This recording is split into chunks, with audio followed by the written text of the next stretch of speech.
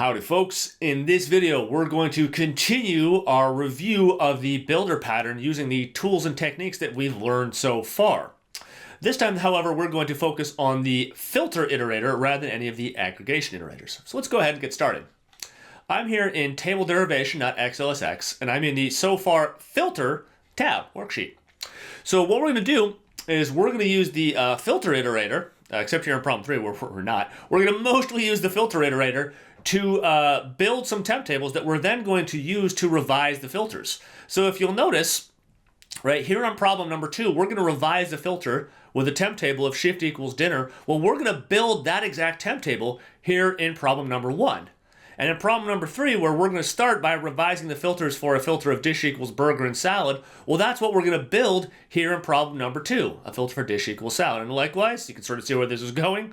The filter that we get before we do problem number 4 for shift equals lunch or dinner, we're going to build that in problem 3, okay? Just so we get closer and closer and closer to seeing how we use this filter function to actually construct our temp tables, just to get a feel for how that works. So let's go ahead and get started. We're going to start here with problem number 1, which is going to be a basic builder pattern that has a table derivation inside of an iterator. The table derivation is the all pointed at a column. The iterator is the filter function. So let's go ahead and derive this temp table right here, right? Now this is this all pointed at a column derivation, which is one of our non-respectful derivations. So it's going to ignore whatever filters are in the current filter context. Now there's not any in there right now, but even if there were, it would ignore it. So what does this particular derivation give for us, produce for us? Well, it's going to be all the values of the shift column, regardless of whether or not they are visible, and just the distinct ones, right? Now up here, we can see that the shift column has many values in it, but there's only 2 distinct ones, lunch and dinner. Now before, I had to do the, where we would copy the entire column and then use remove duplicates, but let's just go ahead and save ourselves some time by typing these in, just so we get a feel for it. So click right there. What's going to be in this derivation right here? Well, it's going to be a column for shift, right? And what are the 2 values? Well, I see lunch and I see dinner. So let's go ahead and type those in. Lunch, hit enter, dinner, right? Now we've derived that temp table that has all the values of the shift column in the mini table, visible or not, and just the distinct ones. Now we're going to add this column to it and just keep the true rows. I've already added the formula here for you for the first row. Now all we have to do is drag it down. So click on that cell and drag that down. Okay, notice for the first row, does lunch equal dinner? No, it does not, so we get a false. How about dinner? Does dinner equal dinner? Does dinner equal dinner? Well, it certainly does, so we get a true right there, right? So what is the result of this temp table going to be? What is this filter iterator going to do with it? It's going to keep the true rows. So what is this temp table going to look like? We're going to click right here. We're going to type in shift, right? And we're not going to keep lunch, but we are going to keep dinner. So go ahead and type in dinner, right? So this code will produce this temp table right there, right? Okay, so now that we've got that temp table, which is the same temp table as down here, let's revise with it. Let's go ahead and select these cells and drag up here and drop it right there, okay? So in problem number 2, we're going to do something very, very similar, but we're going to try and produce this temp table right here. And we're going to use this all derivation. This is going to be the all function pointed at a column. It's one of our non-respectful derivations. This goes and gets all the distinct values of the dish column, visible or not, in the mini table, okay?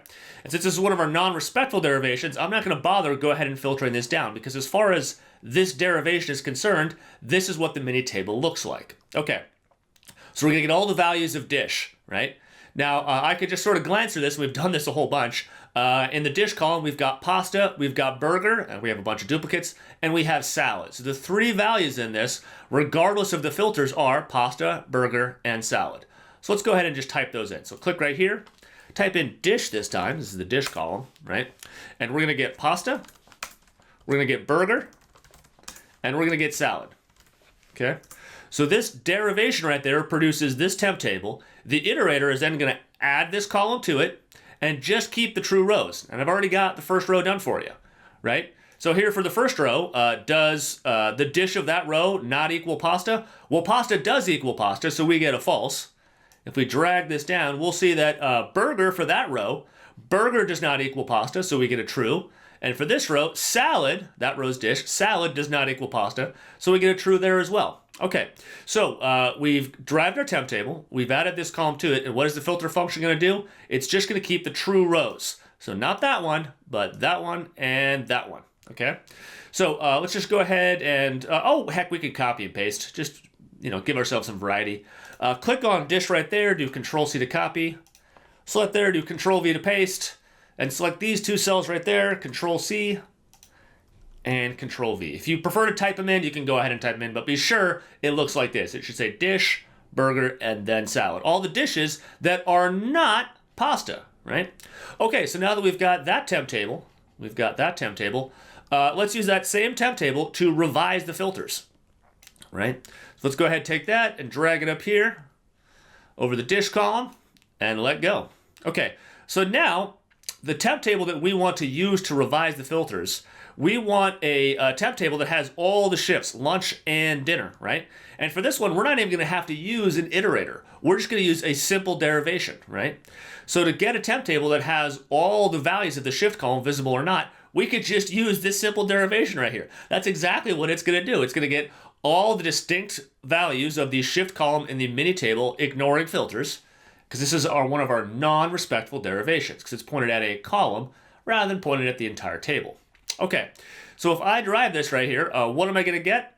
Well, if I look up here, this is a non-respectful derivation, so it ignores all this stuff, right? What's visible here in the shift column? I see lunch and I see dinner. So let's just go ahead and type those in. Click right here. Shift. What are the values? Lunch and dinner. Keeping in mind that if we were using the values function instead of all, that would be one of our respectful filters, and it would respect this filter, so we would just see dinner. But since we're using the all function, which is one of our non-respectful functions, non-respectful derivations, we ignore these and we see both lunch and dinner, okay? Now, in this code, you'll notice we end up not taking the result and passing it into an iterator, right? When we don't need to. We don't have to do that. We can just take the result of this derivation and use it as our final result. So what do we do with this? We're done. So let's just go ahead and select this, do Control-C, and this is our actual answer, Control-V to copy. So we've produced a temp table with the column shift and the values lunch and dinner, which is what we're going to use to revise our filters right now. So let's go ahead and select those cells right there. We already have a filter for shift equals dinner. This is a filter for shift, so let's go ahead and use this to replace the existing filter on shift. Let's go ahead and select this, drag it up here, and let go. It says, hey, there's already data there. Are you sure you want to get rid of it? We're going to say okay, and we're done. Okay, so we got one more example. This time, we're going to use one of our non-respectful derivations, but a different one, right? Rather than pointing the all function at a column, an individual column, we're going to point it at the entire mini table. So not this derivation where we point it at a column, but this one where we point it at the entire table. And what this will give us is all of the rows and all of the columns, visible or not, which is another way of saying everything. So we're going to derive this we're going to use this derivation to get a temp table.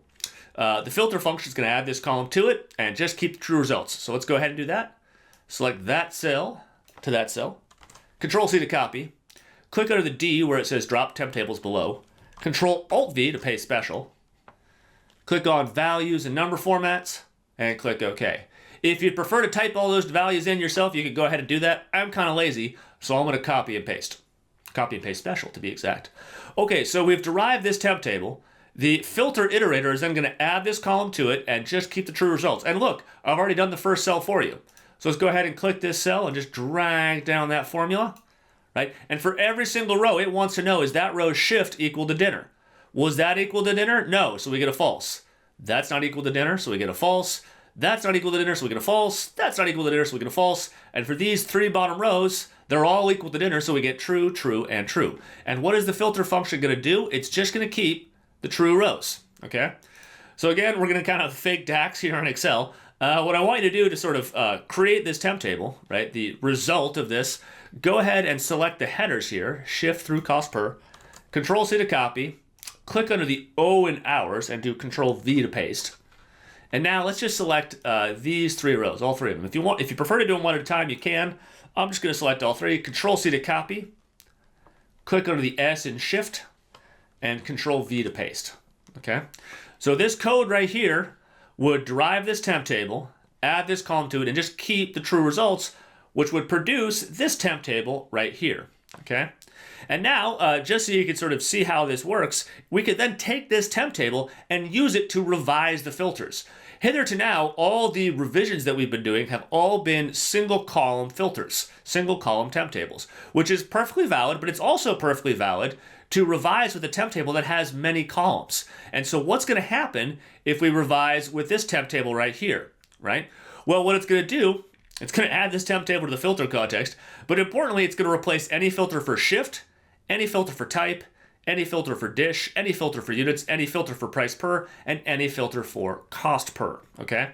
So even though our expression column here only mentioned dinner, this will actually clear filters for all the other columns, right? Now this seems like this is something you would never ever use. When we go to start building dynamic filters, we're gonna use this all the time. So I want you to see it here. Okay, so to simulate revising this, we're gonna replace this filter and this filter because we've already got a shift column and we've already got a dish column. So we're gonna replace both of those.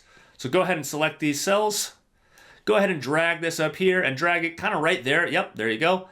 And let go. And it says, hey, there's already data there. Do you want to replace it? We're going to say, sure. We're going to go ahead and replace both existing filters. And now we have this filter, which is a little harder to describe in English, but this is a perfectly valid filter. This is what's going to define what's visible here in this table. Okay, so with that, we're done with this section, and we're going to move on to some more fun stuff. See you in the next video.